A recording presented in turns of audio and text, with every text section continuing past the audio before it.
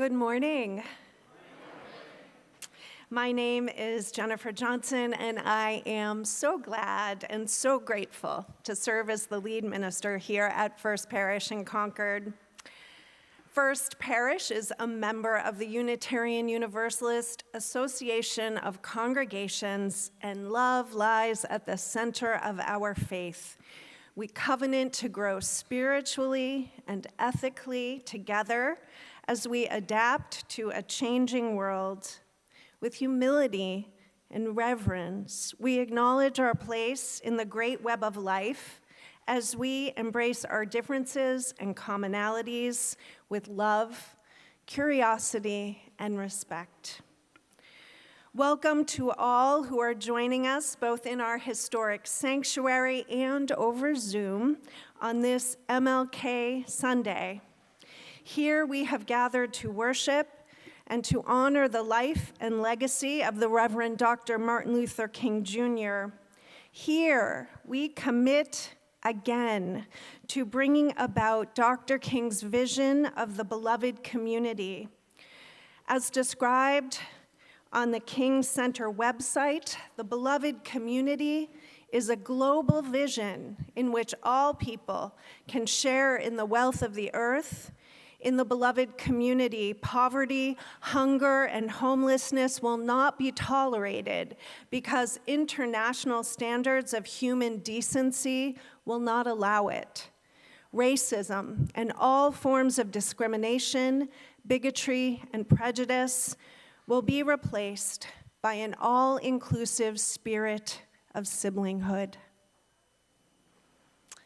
If you are visiting or newer to the congregation, we extend warm greetings to you.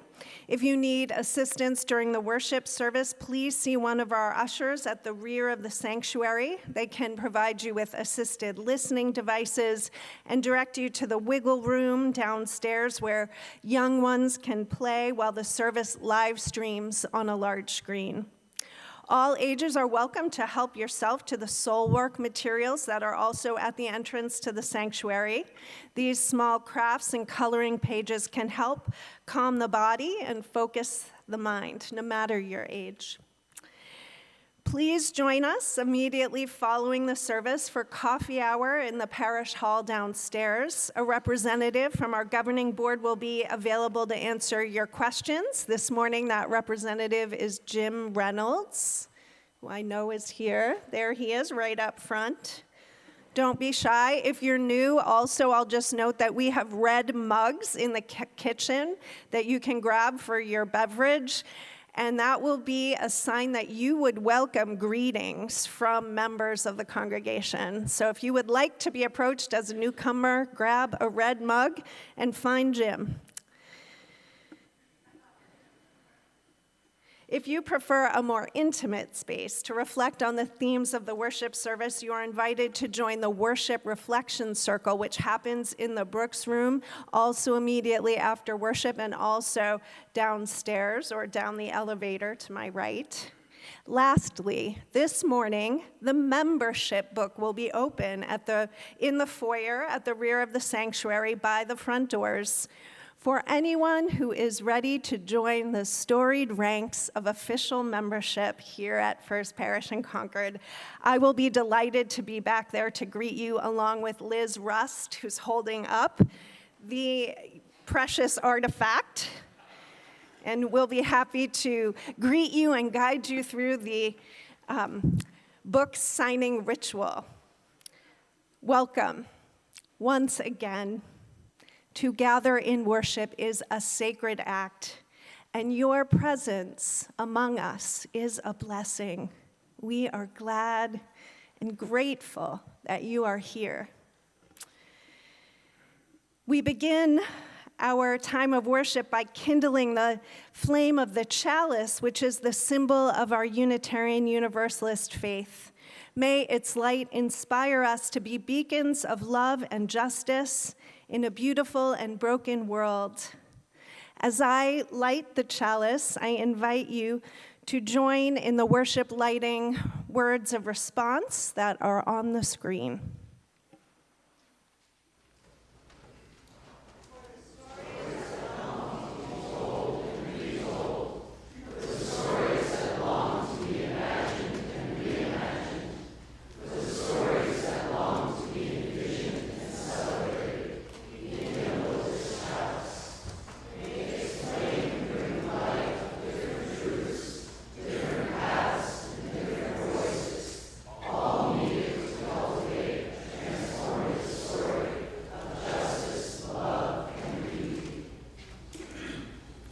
please rise in body or spirit and join in singing our opening hymn. It's number 1074, Turn the World Around. I recommend that you follow the screen. It goes by really fast.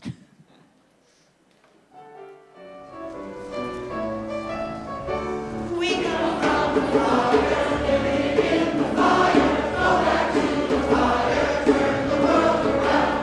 We come from the water, living in the water, go back to the water, turn the world around. We come from the mountain, living on the mountain, go back to the mountain, turn the world around. Oh, so is life. Oh, so is life. Oh, so is life. Oh, so is life. Do you know who I am? Do I know who you are? Seeking one another, clearly do we know who we are? Oh, so is life. So is life. Oh, so is life. So is life. Water makes the river wash the mountain. Fire makes the sunlight turn the world around. Heart is of the river, body is the mountain, spirit is the sunlight, turn the world around. We are of the spirit, truly of the spirit, only can the spirit turn the world around. Oh, so is life. Oh,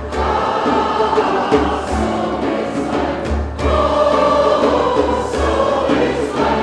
life. Oh, so is life. Oh, so is life.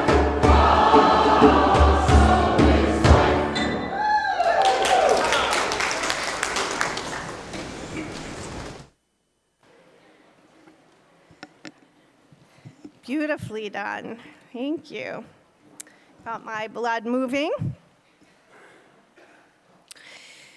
In 2008, the Unitarian Universalist Association's Leadership Council cast a vision for Unitarian Universalism in a multicultural world.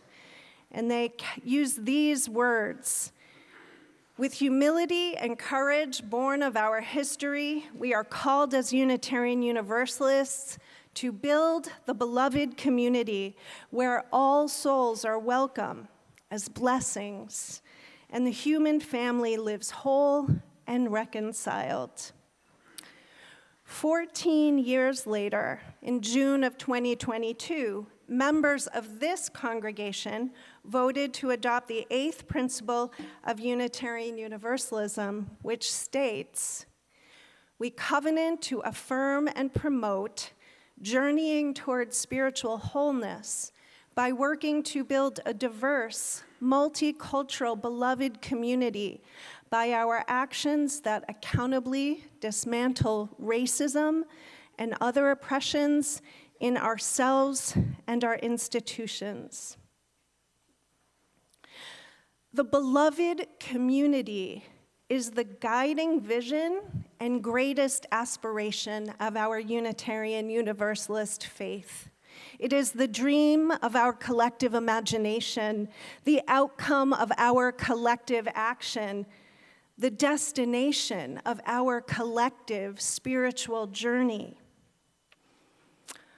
On this particular MLK Sunday, on the eve of this particular inauguration, that destiny may feel increasingly distant.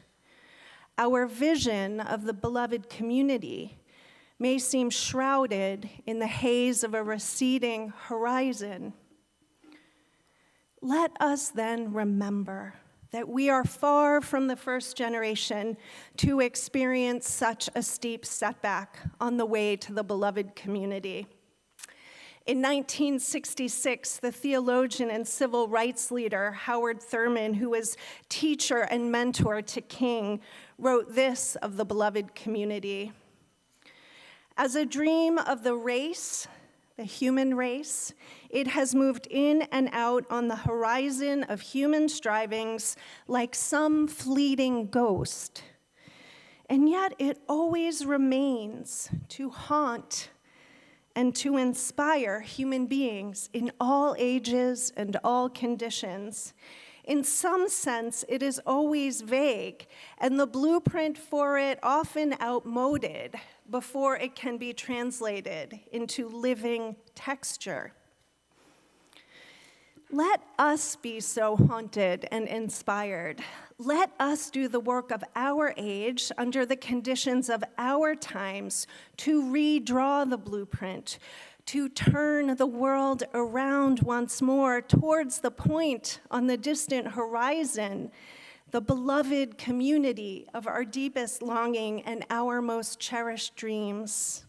Let us do our part to translate the dream into the living texture of reality. May it be so.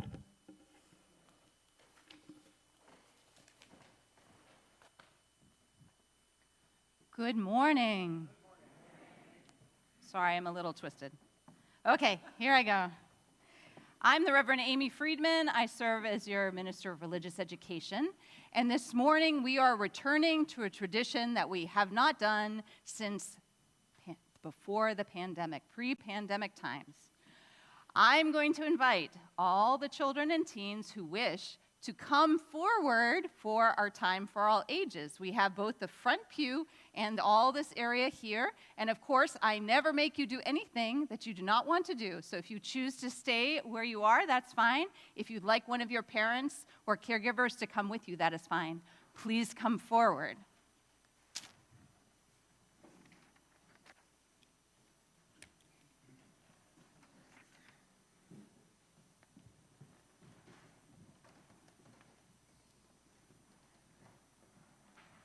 Good to see you. You can sit there. It looks like there's some seats there. Perfect. So nice to see you. And so nice to see all of you, because after all, this is our Time for All Ages. More space right there.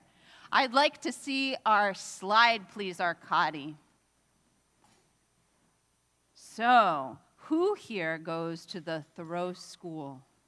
Anybody? Any of you? None of them. Many members of our congregation actually have a connection to the Thoreau School. Come on up. Come on up. We'll make spots for you. There's a spot right here. Thanks, Elena. Right here.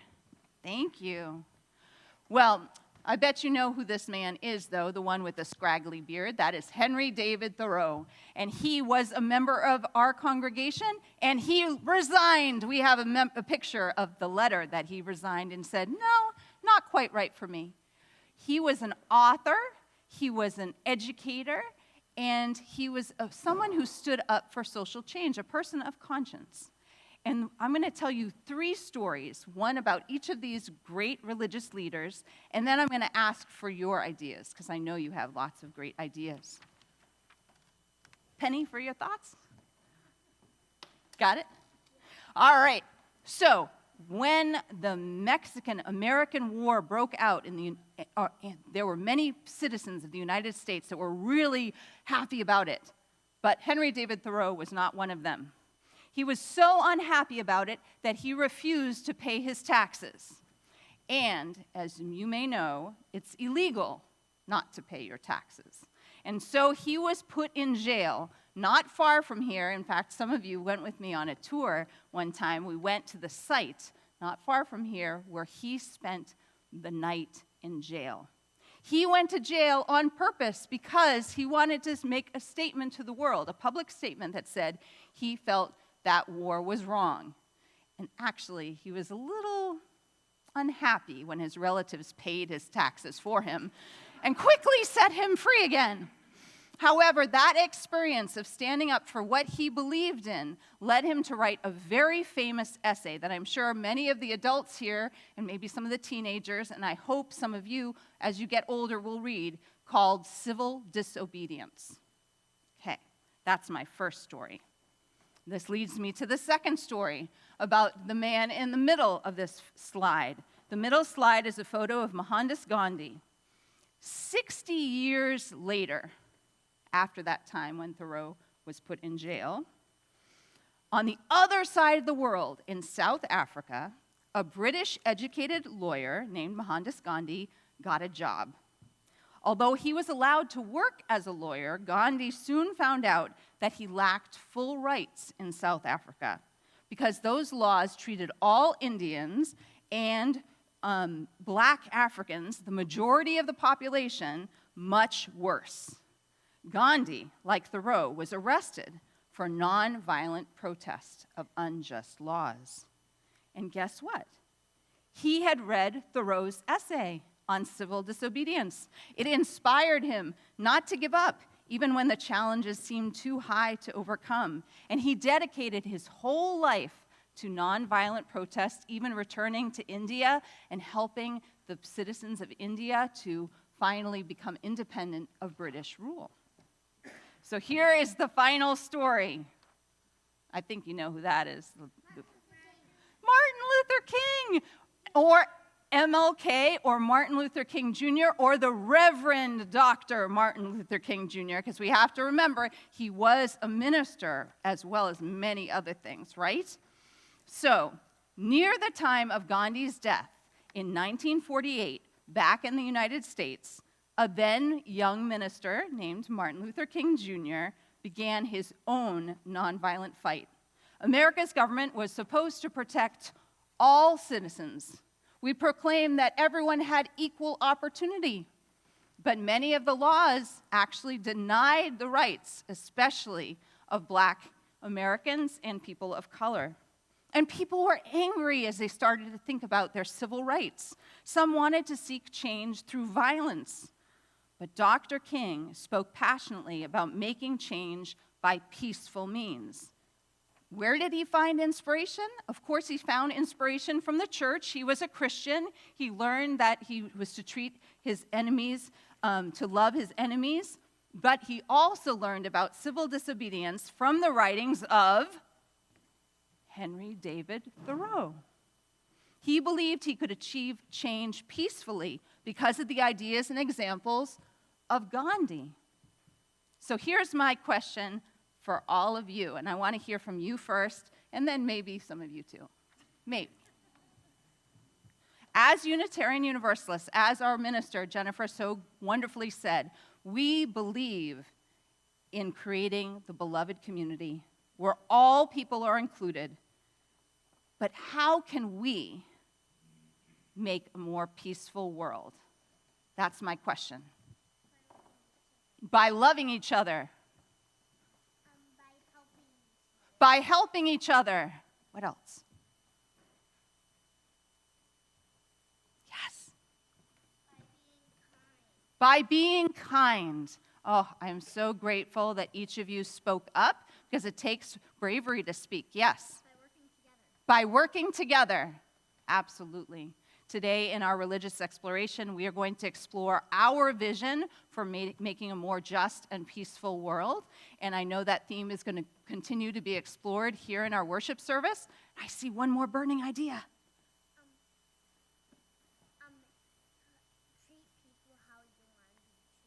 Treat people how you want to be treated. Thank you for adding that to it. Let us all join together in song as we depart for our religious exploration.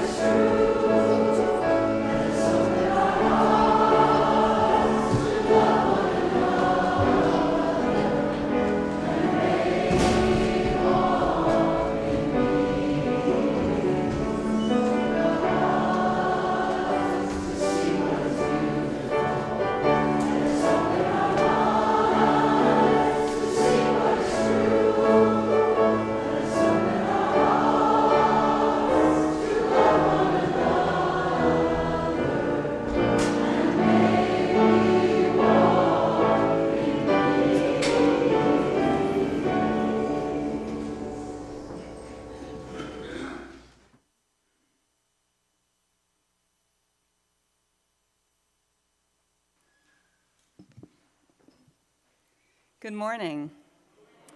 My name is Elizabeth Ide. My pronouns are she, her, and I am glad to be your acting minister for congregational care.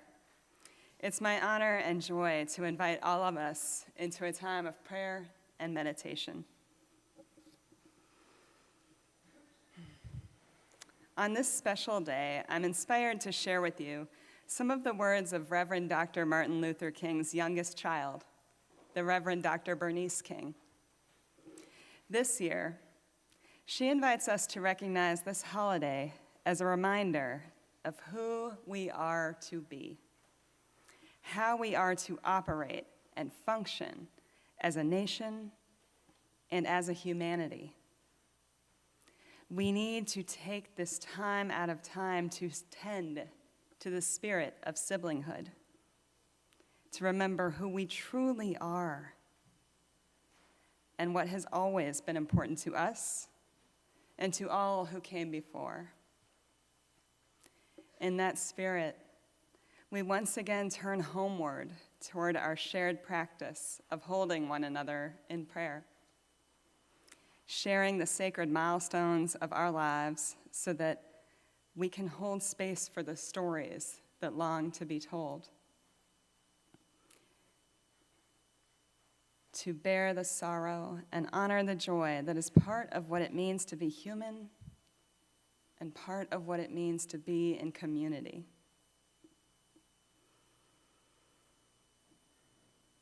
This morning we hold in love Darian Smith, who shared that her former father-in-law, Arthur J. Smith, passed away peacefully on Saturday, January 11th, at age 93.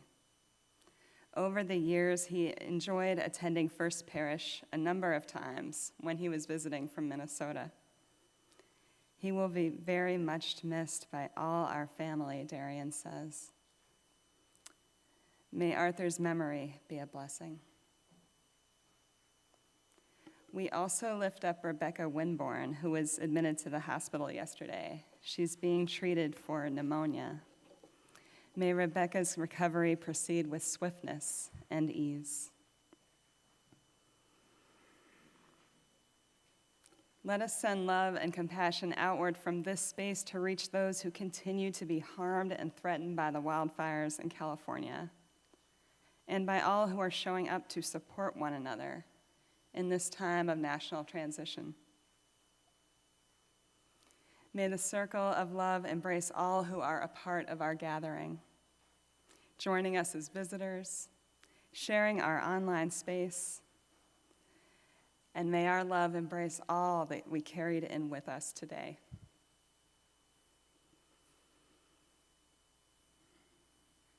Into this space that we create with our presence, I invite each and all of you to share the names and sacred concerns that you are holding today. You can type them into the chat, or in the coming quiet, say them aloud into the space that surrounds you.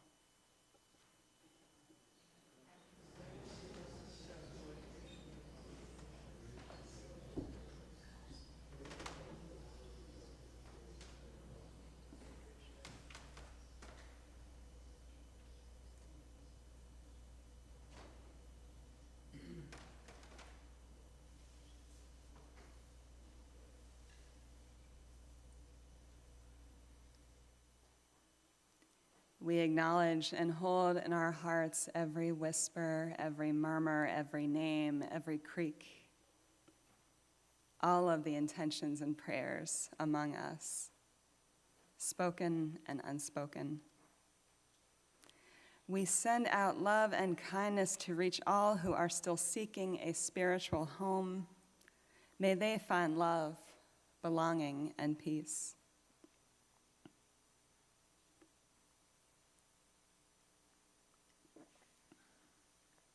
Let us continue our prayer with these words of Rebecca Savage.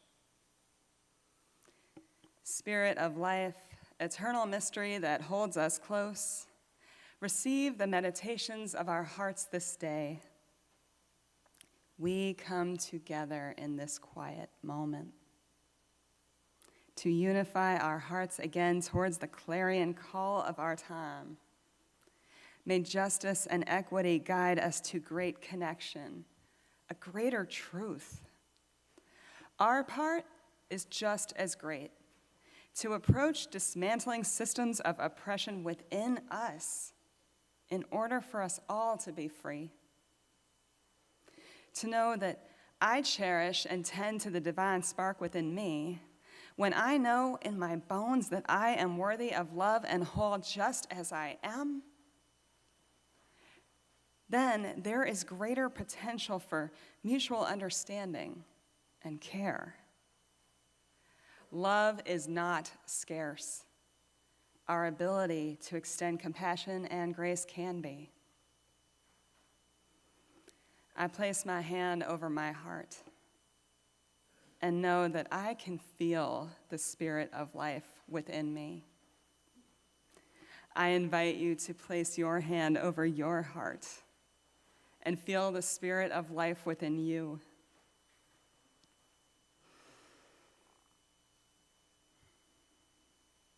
The spirit of life is divine within us. The spirit of life is here. This is the beginning of justice and equity when we go within, in order to be of service in our communities and our world. May it be so. Amen.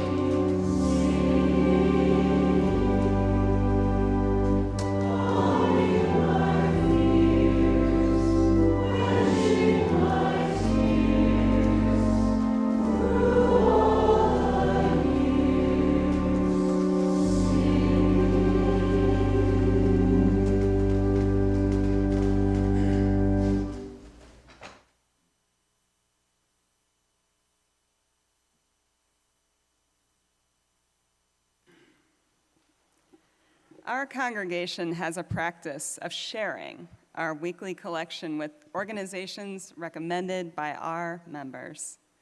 In January, our Share the Plate program will benefit Massachusetts Afghan Alliance. MAA supports Afghan families in Massachusetts by providing essential resources, advocating for refugee rights, and mobilizing volunteers by fostering a nurturing environment that cultivates resilience in Afghan families and volunteers, amplifying voices and rebuilding lives with dignity and joy. Please give as generously as you can.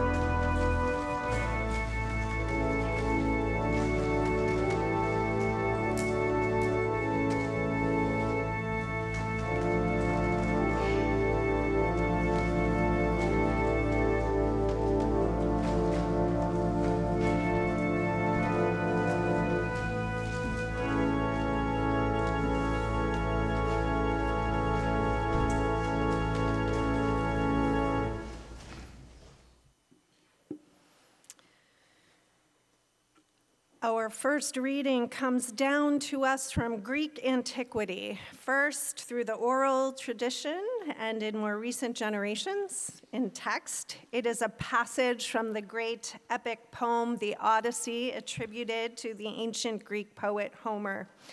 And it describes the moment when the hero Odysseus encounters Sisyphus in the kingdom of the dead. And I saw Sisyphus, too, bound in his own torture, grappling his monstrous boulder with both arms working, heaving, hands struggling, legs driving.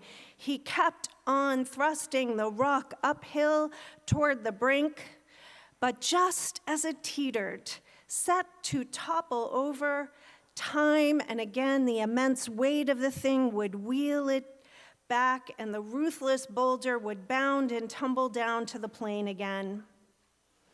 So once again, he would heave, would struggle to thrust it up, sweat drenching his body, dust swirling over his head.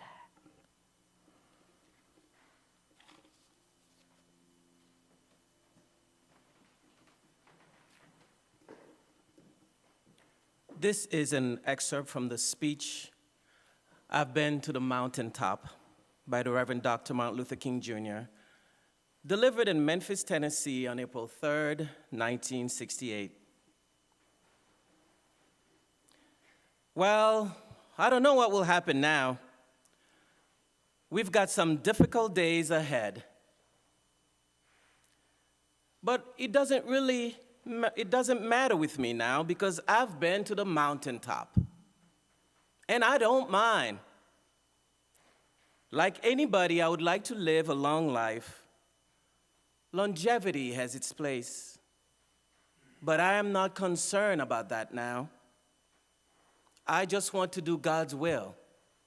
And He's allowed me to go to the mountaintop, and I've looked over and I've seen the promised land. I may not get there with you, but I want you to know tonight that we, as a people, will get to the promised land.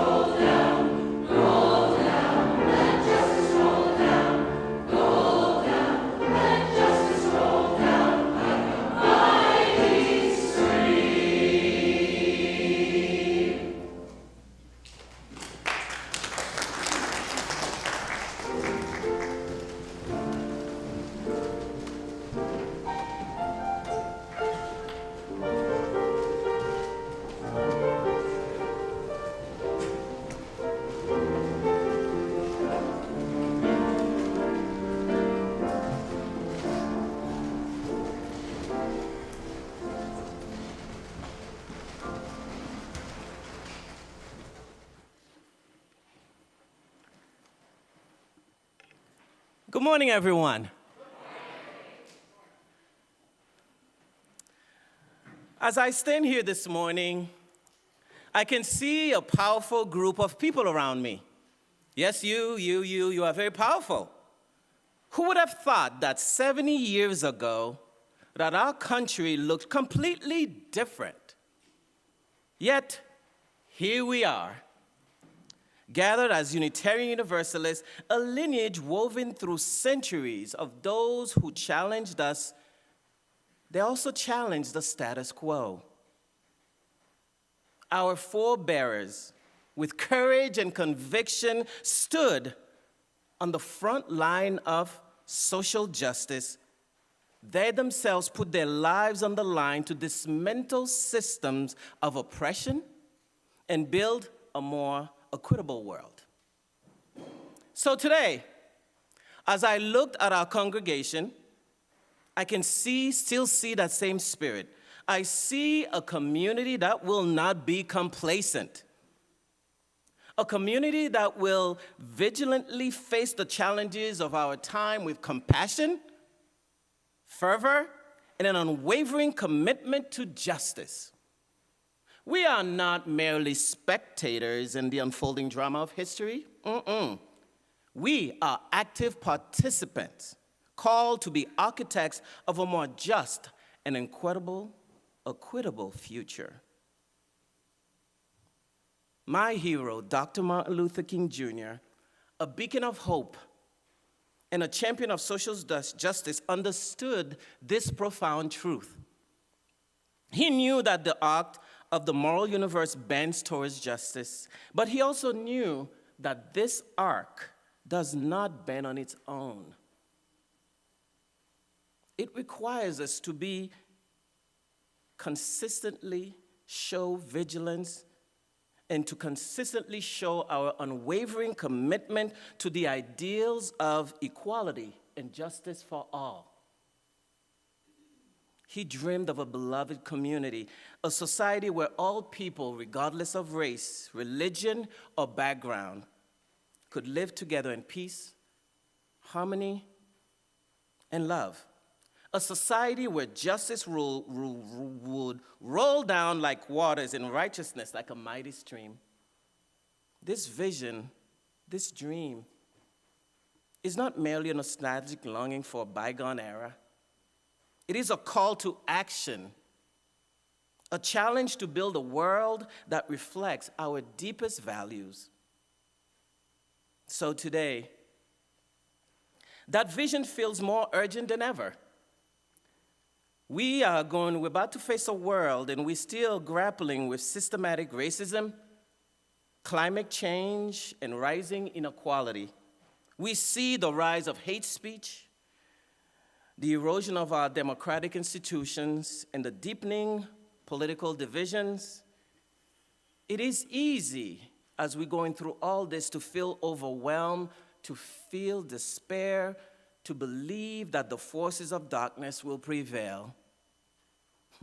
But let us remember that the legacy of those who came before us, the abolitionists, the suffragists, the civil rights leaders who fought tirelessly for a more just and incredible world. These people faced seemingly unsurmountable odds, yet they persevered. They fought strength in their faith, and they found their strength in each other and their communities and their unwavering belief in the power of love and justice. We too, sitting here, can draw strength from this legacy. We can choose love over fear, hope over despair, and action over apathy. We can engage in civic action, support organizations working for social justice, and advocate for policies that reflect our values. We can cultivate empathy, compassion, and understanding within our own community and beyond. We can be that beacon of hope, that source of inspiration for others who's yearning for a more just and equitable world. Let us remember the words, We come from the fire, living in the fire, go back to the fire, turn the world around. Let us be the fire of change. Let us be the ones who ignite a movement of justice and compassion that will transform our world. So, don't get weary. This is our moment. And we can rise to that challenge with courage, with compassion, with an unwavering commitment to justice. For I truly believe that the best is yet to come. And together, we, you and I, can create a future where really love and justice can reign supreme. Let it be so.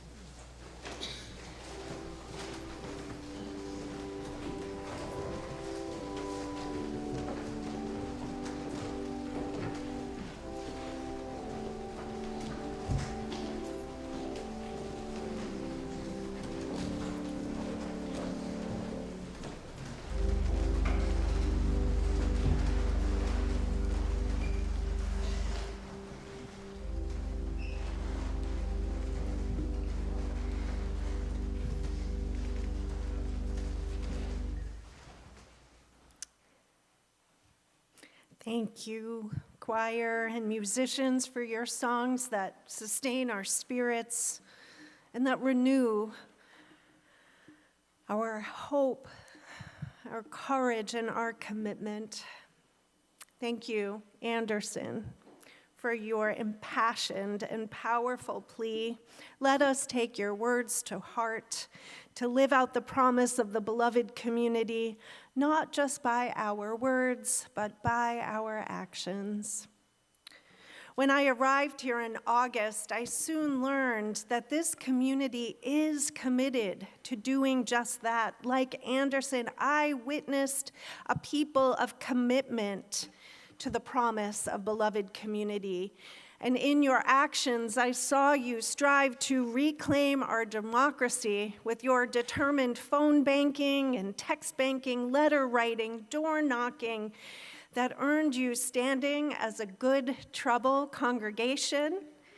I witnessed your commitment to the promise of beloved community by the heart-centered efforts of your Immigration Justice Task Force to forge the real and life-transforming relationships that welcome strangers into the embrace of new community. I witness your commitment to the beloved community in the courage of your Racial Justice Action Group and Welcoming Walls Task Force to lead the hard conversations that challenge white supremacy and promote genuine equity and inclusion within and beyond our walls. You have been working hard to bend the arc. On November 5th, for some of us, it may have felt like we lost our grip on the arc and that it flung backwards. And now we are trying to reach for it again and begin the hard work of bending anew. Or to draw on another of King's metaphors, we may feel like Sisyphus, losing our hold on the boulder of multiracial democracy that we had been faithfully struggling to heave up to King's mountaintop. We were making such good progress. Hope was in the air, joy and laughter too. We thought we caught a glimpse of the summit. We could imagine the beautiful vista from the peak. And then on November 5th, we lost our footing and our hands gave way. The boulder tumbled back down to the plain again, and now we must begin the climb once more.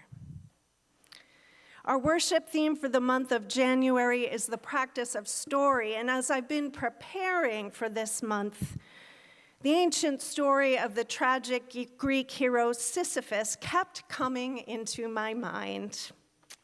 The Greek prince who tried to outwit the gods and death and ultimately landed himself in the kingdom of the dead, condemned to eternal punishment, where he was chained to a giant boulder that he was compelled to heave up the side of the mountain, only to have it tumble backwards just before he reached the peak, and then to begin the task all over again, and again, and again. That image of Sisyphus kept coming into my head, and I wondered, is the work of building the beloved community a Sisyphean task? Will the boulder inevitably tumble back down the mountainside, erasing our progress and forcing us to start the journey all over again? Is it all for naught? It kind of feels like that sometimes. Perhaps for some of us right about now. But let me attempt to persuade you otherwise, because that is my job.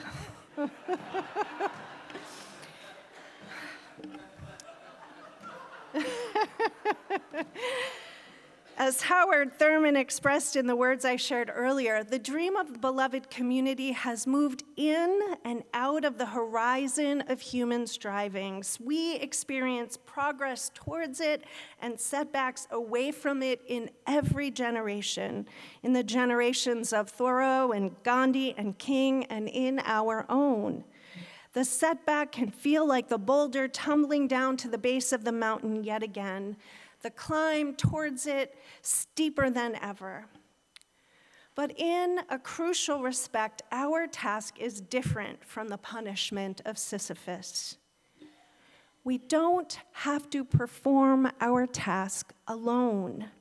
We are in it together with the companions we find in communities like ours here at First Parish. Even within our one First Parish community, there are smaller communities focused on rolling different boulders up the mountainside. Some are pushing the boulder of democracy, others racial justice, others still environmental justice, and pastoral care and fellowship. All of the boulders are needed at the summit. For these are the values that form the foundation on which we will build the ultimate beloved community when we get there. We can take courage and strength from the companions alongside us and also from so many other communities near and far that share our vision and our commitment. Communities that are rolling their own boulders on other sides of the mountains. Diverse communities of culture and faith, social action and civic engagement that share our commitment to the wider vision of the beloved community.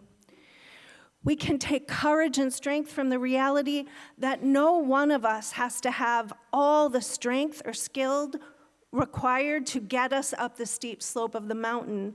We can pause to rest while our companions shoulder the load for a while. We can discern our own unique capacities and lend them to the shared task. Some of us will blaze the trail. Others will do the heavy lifting. Some will ward off threats. Others still will sing the songs that inspire, tell the stories that embolden, and create the art that sparks imagination. Some will prepare the meals that nourish. Others will tender the medicines that heal. And others will innovate the technologies that lessen the burden.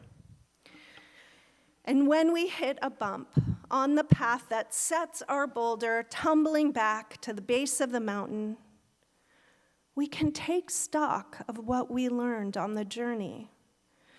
We will pass along the wisdom we gained to the generations coming up who will join us in our next effort.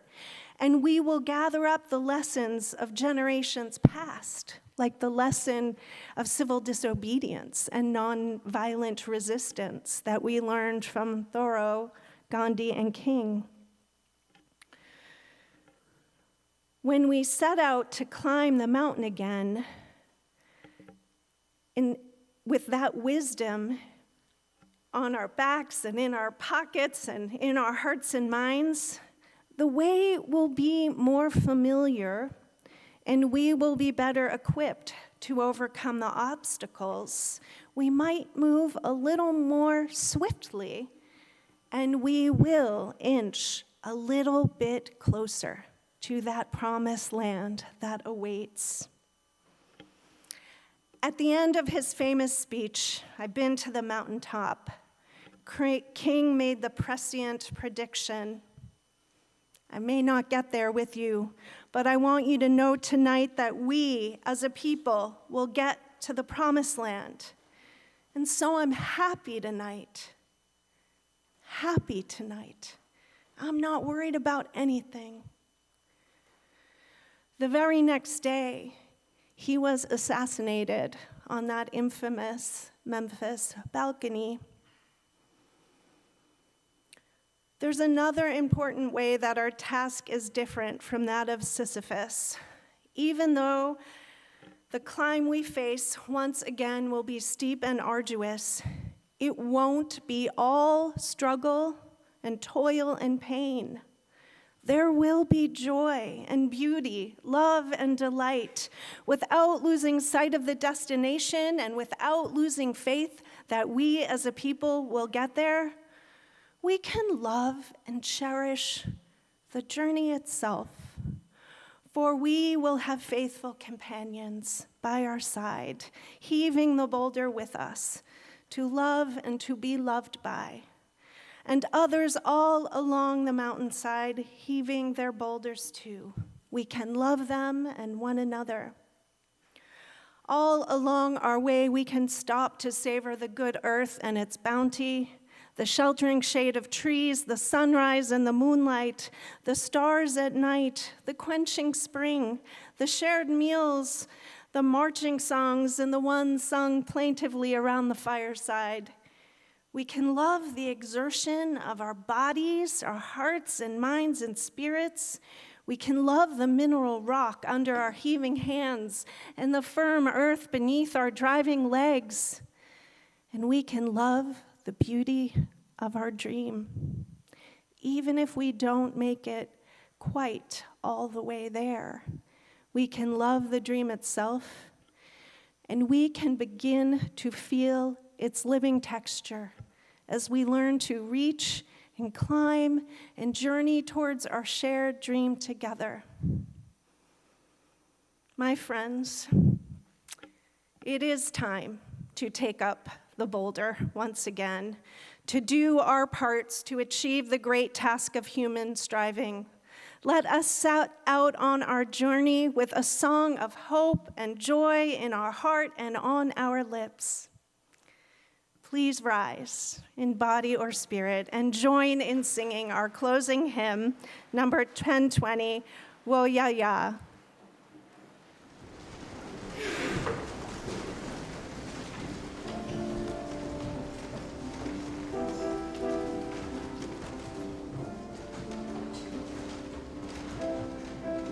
Another one where I recommend you follow along with the words. Don't pay attention to the music. Here we go. Here we go. We are going. We are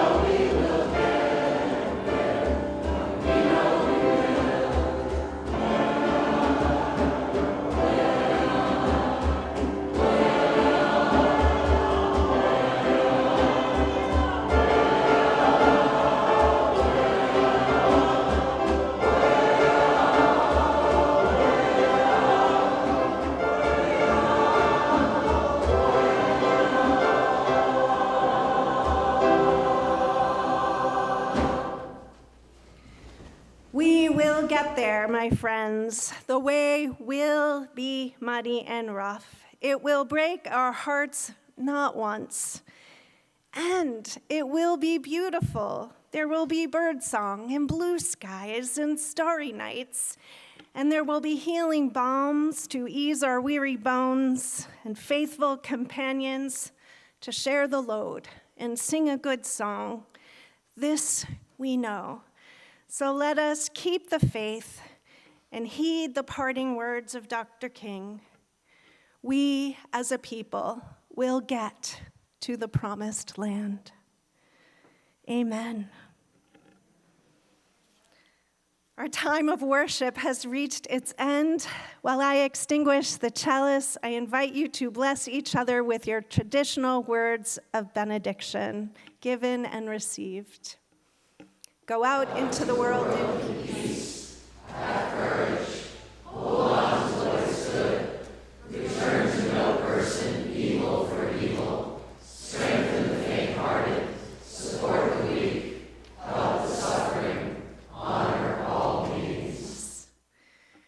Please be seated to enjoy the postlude.